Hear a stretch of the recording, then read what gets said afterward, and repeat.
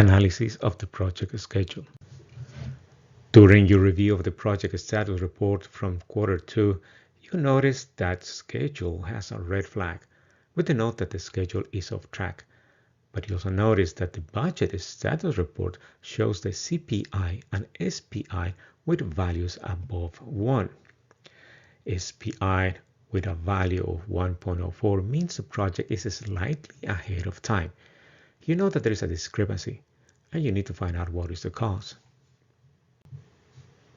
You open the schedule, and you can see that at the end of the second quarter in December, the project should have been 34% complete, but it only reports that 26% of the planned tasks were completed as planned. Activities from site preparation will all have been completed as planned, but there are two activities that are late. Activity 4.1 should have been complete, but it shows 50%. Activity 4.2 is on track. Activity 4.4 should be 100%, but it's at only 50%. And activity 4.5 has a slight delay. This is information reported by team members, so you know it's accurate. In the status report, the earned value reported for that period is $400,000, which is slightly above the planned value for the same period. According to this information, the project should not be late as shown in the schedule report. When you consult with the finance manager about the earned values, he mentions that he used a different method to calculate the value. Instead of using a percentage of actual progress, he is now using either shows no progress or full progress. So for those activities at 50% completion on the schedule, he is reporting them now as 100% in the earned value. This will allow for a bigger reimbursement from the donor. He don't disagree with that approach, so he decides to see what can be done to fix the delay. In a conversation with the construction manager, he mentions that this delay is the effect of the original delay reported in Q1. He has been trying to recover the time lost, but there is little he can do without adding more cost to the project. He mentions that those activities reported as late will be completed before the end of January, so he's not worried about it, but he feels that the original delay will still cause us a problem in the next quarter. It is critical to find a way to recover the lost time, and he suggests to have a brainstorming meeting with the team. Brainstorming with the project team. You decide to organize a quick meeting to get some ideas. In the meeting, you tell the team there is a need to review the project schedule and come up with some ideas to get the project back in the schedule. You explain that if the current trend in the delay of the project doesn't change soon, the project will not be able to be completed on the planned date. One of the areas you want to explore are the time estimates. You want to know if the original estimates are accurate or not, as it may be a source for a solution to fix the problem. You ask the team if they were involved in estimating the duration of activities that they are responsible to implement. All of them say no. They mention that the previous project manager did not consult them or ask them for estimates on the duration of each activity. When they arrived at the project, the plans were already completed and approved, and they did not have the opportunity to verify if the estimates were accurate or not. The participants recall that the project manager used his experience to develop the schedule, and he used some estimates using historical information from similar projects.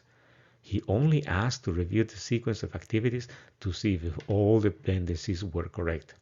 He was more concerned to get the project finished on time and ensure the hard dependencies were all accounted for. Review of time estimates. Since there is an urgent need to find a solution for the delay, you ask the participants to help you review the estimates for the rest of the project. You hope that one or two activities were overestimated, and you can use that time to help get the project back in schedule. After some initial conversations, you ask the team to review the estimates for the activities they are responsible for. You ask the team to give you 3 estimates based on the expected future conditions of the project. One estimate that is pessimistic, one that is optimistic, and one estimate that is most likely to occur. When all estimates are submitted, You use the PERT technique to get the final estimate for the duration of the activities. The results of the analysis show that in general, the original estimates for most of the activities were very close to the estimates the team came up with. There are only 2 activities where the original estimates are higher than the estimates from the team. The construction manager believes that during the development of the schedule, the previous project manager probably used historical estimates that were a little bit too optimistic. The project can save time and complete as planned by changing the duration of any of these activities by 10 days.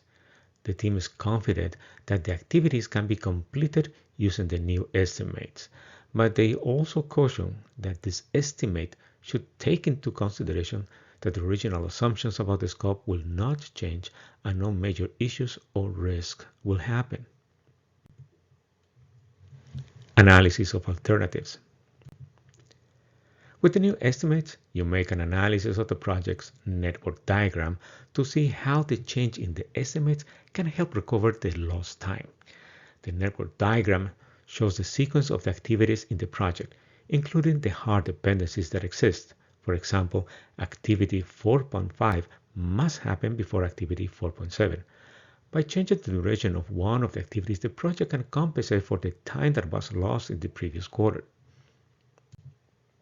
The first activity is the installation of the timber furniture wall units. It was originally planned to take 35 days, but the architect believes that can be done in 25 days due to the changes in the roof design. The furniture wall units can be installed 10 days before the roof is completed. There is no additional cost involved, but has a high risk due to dependency on the approval of the roof design changes. The other activity is the installation of the wall from compressed bricks that had an original estimate of 30 days, but the construction manager believes that it can be done in less time if more beneficiaries are used. Instead of having one team, he can organize 2 teams to work at the same time. He will only need to purchase additional tools to increase installation and complete them in 20 days. The cost will be $500, but has a lower risk due to the simplicity of the process.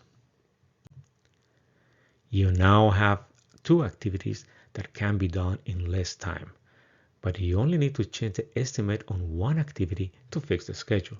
The team seems to have a preference for activity 4.3 since it has less risk involved. You have a decision to make. Which activity will you choose to bring back the duration of the project to its original date? Activity 4.3 or activity 4.5?